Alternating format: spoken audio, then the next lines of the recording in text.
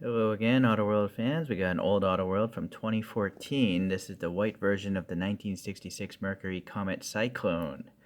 So sadly, this is the packaging that doesn't have the stats, which I really come to enjoy, but it does have the box in half of a blister to keep it from shifting around. I wish it had the full blister like Mini GT does. And I just now realized the actual UPC code, the barcode actually lists the date. So that's how easy you know. I was always looking at the copyright, which is usually a year beforehand. But whatever. It's an old thing I got off eBay.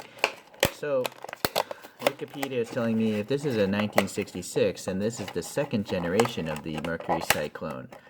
And it ran up until 1967, so 2 years of this body style. Okay. And then this body style had a major styling change, I guess, from the previous one where the body received sculpturing that ran the length of the car. This is what all Wikipedia is saying, so I'm not sure if I see much sculpturing myself, but at least it's different, I guess, than the previous year. Okay, then the GT version has racing stripes, which this one does have printed racing stripes, but this also has steel wheels. So that's why I pulled up this photograph, because this has stamped steel wheels with some hubcaps. Alright. Now this photograph is a GT, but it's got aftermarket wheels and red lines. Look at that. Yeah, that's pretty good. Pretty good. And then back to the normal Cyclone with stamped wheels, I guess. So I'm not sure if this graphic, makes sense or not. How it's black on the model, but nothing on the back of that one.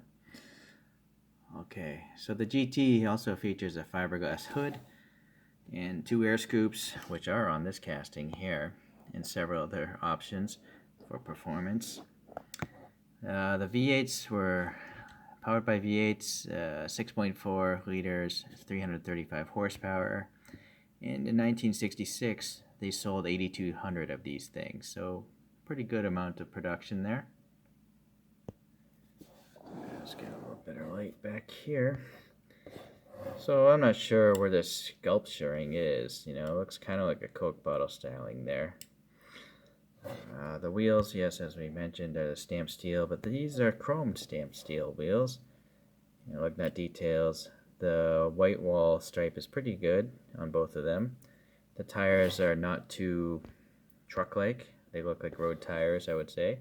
I like how they're recessed under the bodywork, like the photographs. Then, let's see, the door handle. I was feeling that.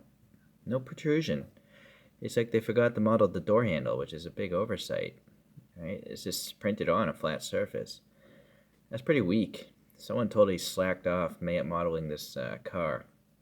I mean, even $1 Hot Wheels have molded door handles of some sort. Alright, what's going on in the front here? I can't read that. Can you guys make that out? I don't think that's legible. It probably says like Cyclone or something, but I can't read any of that. It's an attempt. So being a white casting, well, casting with white paint, you need a lot of white paint to cover up the edges, so that's why this door gap almost vanishes. That's every brand's problem. It's not just Autoworld. Alright. At least you got silver rings around the headlights because they're white again on the inside. Some molded details. I can feel some texture here in the grill, and black and silver is pretty good. I like that there's a license plate, so that's nice. Georgia. Alright. There's some yellow here, probably for some turn signals. It's kind of weird if you're thinking about it. Why are turn signals so low, right? It'd be hard to see them. Alright. The hood, I guess, does open, right? No, maybe? What? It looks like the paint's filled the gap. I don't know if I should try to open this. No, I guess I can. See, I just knocked off that paint. So, I should have done that. Oh well, now I know. Actually, it's one of the better engines I've seen from the brand. You can see some intake plumbing here in the manifold there.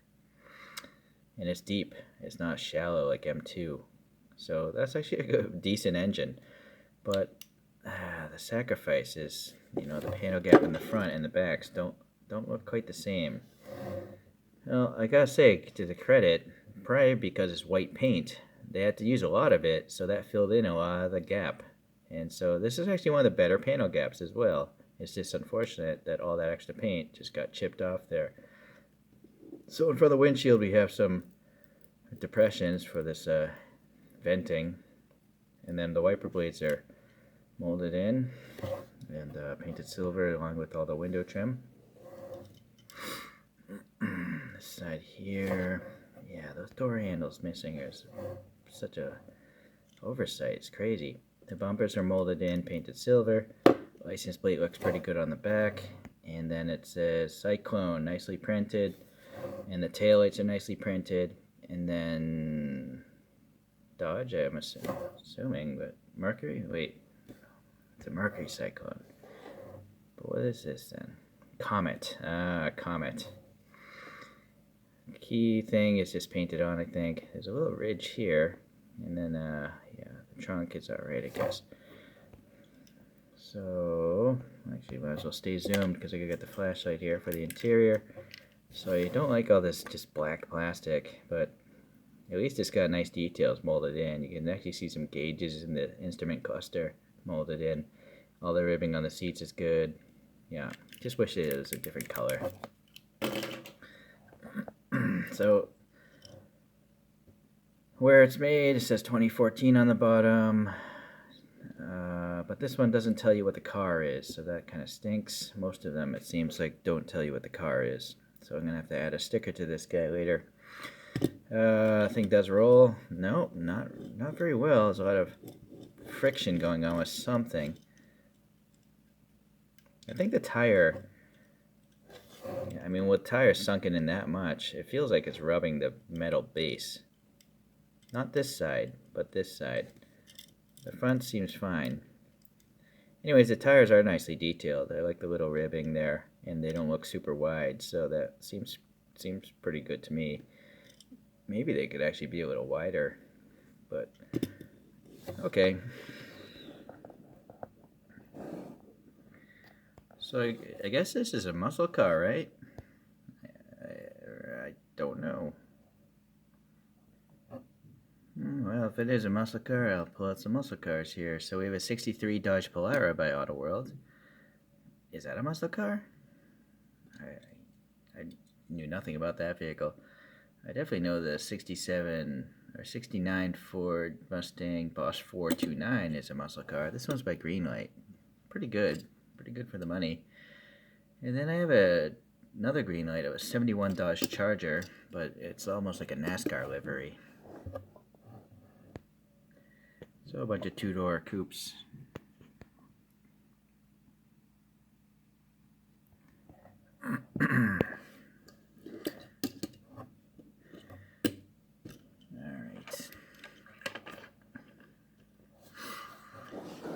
Well, I knew nothing about the Mercury Cyclone. I even called it a Dodge.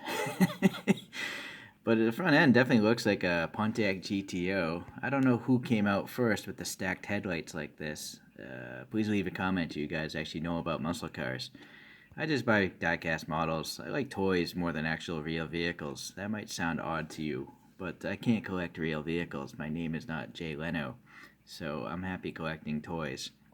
So, thank you for watching, and I'll get a few more Auto World videos out there soon. I'm trying to get one of each casting that of all the classic cars that I like. I don't really like their modern stuff, though, but I might still get some of those, too, because they don't sell these in Asia, so I gotta buy them while I'm here in the States.